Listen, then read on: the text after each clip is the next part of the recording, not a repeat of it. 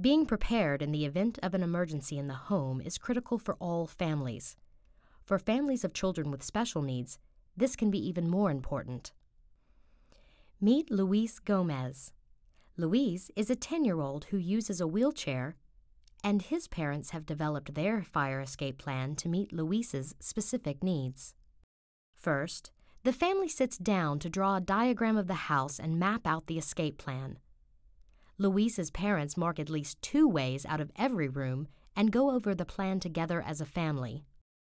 Next, the family practices their escape from the first floor of the house. They show Luis how to feel the door, the doorknob, and the cracks around the door with the back of his hand for heat. The Gomez's try to keep their home as free from clutter in the hallways as possible to ensure that Luis has easy mobility with his wheelchair and that none of the doorways are too narrow for him to maneuver through. Then they practice their escape plan from upstairs. Since Luis cannot get up and down the stairs by himself, Dad is designated to help him out in case of a fire.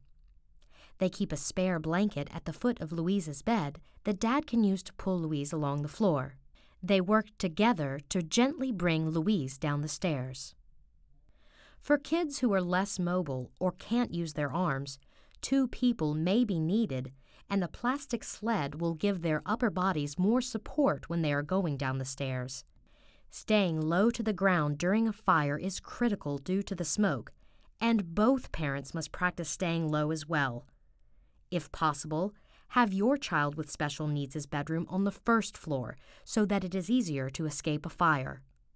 The family picks a specific place outside the house to meet, and Luis's parents explain that once they get out, they must stay out. It's Mom's job to call 911, but only once she is outside. The Gomez family practices their escape plan regularly. Both Mom and Dad practice pulling Luis out of the home so everyone knows what to do. Luis's parents also contact the local fire department to let them know about his disability in order to make sure they're aware of the family's needs in the event of an emergency. To recap, the steps for setting up an effective fire escape plan are: make an escape plan with at least 2 ways out of each room. Designate a specific person to be responsible for assisting a child with special needs out of the home. Practice pulling an immobile child on a blanket from the home rather than attempting to carry him. Establish a meeting place outside and away from the house. Call 911 once you're out of the house. Practice the plan until the family is as comfortable as possible. For every family, the #1 goal is to get everyone out of the home quickly and safely.